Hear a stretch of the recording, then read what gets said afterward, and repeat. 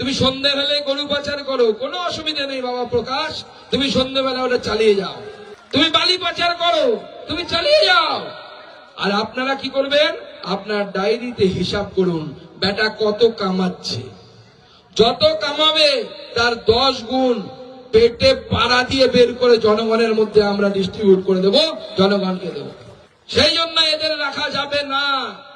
এই প্রকাশ সিং বারাই ঘোষ এর কাজই হচ্ছে ভাইপোর হয়ে গরু পাচার করা আর ভাইপোকে টাকা সাপ্লাই। নমস্কার বন্ধুরা, আজকে আমরা এমন একটা দলবদলে কিস্সা নিয়ে বসেছি যা শোনার পর আপনি নিজেই নিজেকে প্রশ্ন করবেন, আচ্ছা এতদিন ধরে যে ভোটটা দিলাম সেটা কাকে দিলাম আর কেনই বা দিলাম। খবরটা তো আপনারা ইতিমধ্যে পেয়ে গেছেন। সদ্য তৃণমূল ছেড়ে আসা 3 হেভিওয়েট নেতা সুখেন্দু শেখর রায়, সুস্মিতা দেব এবং প্রকাশ সিং বারাই বিজেপিতে যোগ দিতে না দিতেই একেবারে রাজকীয় পুরস্কার পেয়ে গেলেন। বৃহস্পতিবার বিকেলে রাজ্য বিজেপি দপ্তরে গিয়ে রাজ্য সভাপতি শ্রমিক ভট্টাচার্যের হাত থেকে পদ্ম ফুলের পতাকা নিলেন। আর তার ঠিক কয়েক ঘন্টার মধ্যেই দিল্লির বিজেপি সদর দপ্তর থেকে ঘোষণা হয়ে গেল যে এই 3 জনই আসন্ন রাজ্যসভা নির্বাচনের বিজেপির প্রার্থী। ভাবুন একবার, যারা বিজেপির পুরনো কর্মী, যারা বছরের পর বছর রোদে পড়ে পুলিশি লাঠি খেয়ে দলটা করলেন, তারা লাইনে দাঁড়িয়ে রইলেন। আর তৃণমূলের এসি গাড়ি থেকে নেমে এসেই এই 3 জন সোজা গিয়ে রাজ্যসভা টিকিটে কনফার্ম বার পেয়ে গেলেন। আজ একদম সোজা সাটা সরল ভাষায় একটা প্রশ্ন তুলব। বিজেপির নেতারা যে এতদিন বলতেন তৃণমূলের সব চোর, তাহলে এরা কি সেই ভালো তৃণমূল? গঙ্গার জলে ধুয়ে এরা রাতারাতি সাধু হয়ে গেলেন? আজকের ভিডিওতে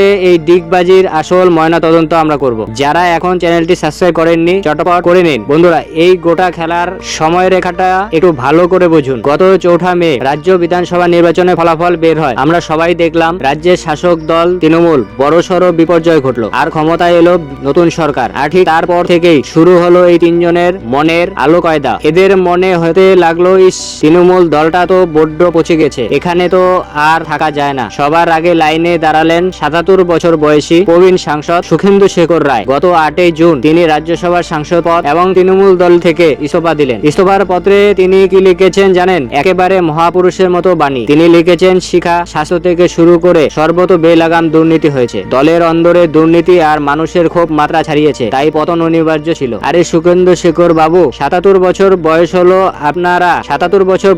আপনার। এই যে শিক্ষা স্বাস্থ্য বা কয়লা বালি দুর্নীতির কথা বলেছেন, এগুলো কি 4 মের আগে রাজ্যে ছিল না? যখন দল ক্ষমতায় ছিল তখন আপনি রাজ্যসভার বসে দিব্যি চশমাটা ঠিক করতে করতে টেবিল চাপড়ে দিতেন, তখন তো দুর্নীতির কথা মনে পড়েনি। যেই দল হারলো অমনি আপনারা বিবেক দংশন শুরু হয়ে গেল। সুখেন্দু শেখর বাবুর পর লাইনে এলেন সুস্মিতা দেব। 10 জুন তিনি তৃণমূল ছাড়লেন, কিন্তু তিনি ইস্তফা দিয়ে সোজা কোথায় গেলেন জানেন? কলকাতায় কোনো মন্দির মসজিদে যাননি, তিনি সোজা চলে গেলেন আসামের মুখ্যমন্ত্রী হিমন্ত বিশ্ব শর্মার বাড়িতে। ব্যাস, তখনই পাবলিক বুঝে গিয়েছিল যে ডাল মে কুছ কালা है। তাই ঠিক পরের দিন অর্থাৎ 11 জুন ইস্তফা দিলেন উত্তরবঙ্গের তরুণ নেতা প্রকাশ সিং বারাই। তিনি দল ছেড়েই সোজা দেখা করলেন বিজেপি সাংসদ নিশিকান্ত দুবের সঙ্গে। প্রকাশ বাবু আবার মিডিয়ার সামনে এসে বেশ গুছিয়ে বললেন, বাংলার মানুষ তৃণমূলের সঙ্গে নেই, উত্তরবঙ্গেও ভালো ফল হয়নি, আগামী দিনে রাজ্যের মাননীয় মুখ্যমন্ত্রী শুভেন্দু অধিকারী যা নির্দেশ দেবেন সেই মতোই কাজ করব। একবার ভাবুন, এই প্রকাশ সিং বারাই বাবু কিছুদিন আগেও শুভেন্দু অধিকারীকে কি কি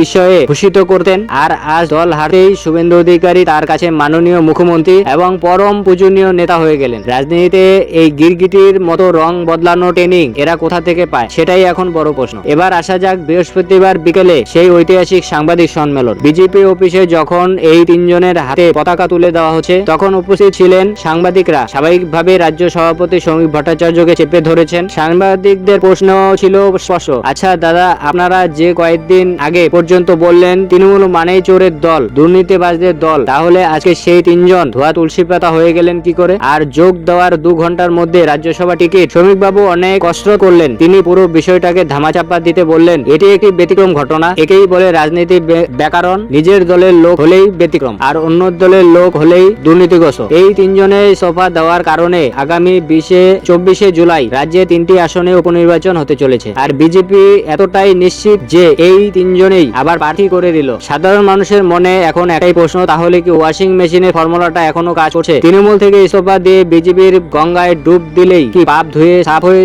যায়? বন্ধুরা, আসল প্রশ্নটা কিন্তু আমাদের মতো সাধারণ ভোটারদের। আমরা রোদে লাইনে দাঁড়িয়ে ভোট দেই কিসের ভিত্তিতে? একটা দলের আদর্শ দেখে, তাদের নীতি দেখে। বিজেপি যখন বাংলায় প্রচার করত, তারা বলতো আমরা তৃণমূলের এই অপশাসনের বিরুদ্ধে লড়ছি। তাহলে আজকে সেই লড়াইয়ের মুখ কারা হলেন? যারা এতদিন তৃণমূলের সাংসদ হিসাবে দিল্লি সেন্ট্রাল হলে বসে কফি খেতেন তারাই আজ বিজেপি টিকিটে আবার রাজ্যসভায় যাবেন। তাহলে সাধারণ কর্মীরা কি পেলেন? যারা বুসরে মার খেলেন, কেস খেলেন, তাদের কপালে কি জুটলো? তারা শুধু ওই নেতাদের ঝান্ডা বইবেন আর তালি বাজাবেন, এটাকেই কি সুস্থ রাজনীতি বলা হয়? তৃণমূলের এই 3 সাংসদ যখন দেখলেন দল হেরে গেছে, তখন নিজেদের সাংসদ পদের মেয়াদ বাঁচানোর জন্য, ক্ষমতার অলিন্দনে টিকে থাকার জন্য তারা স্রেফ দলটা বদলে নিলেন। এদের কোনো আদর্শ নেই, এদের কোনো নীতিও নেই। এদের একমাত্রই নীতি হলো যেদিকে হাওয়া সেদিকে ছাতা। বাংলার রাজনীতি আজ যেখানে আজ এসে দাঁড়িয়েছে, সেখানে দাঁড়িয়ে সাধারণ মানুষের এখন একটাই কথা বলার আছে, নেতারা সব এক গোয়ালেরই গরু, শুধু খড় খাওয়ার জায়গাটা আলাদা। আজ এরা তৃণমূল, কাল এরাই বিজেপি, পরশু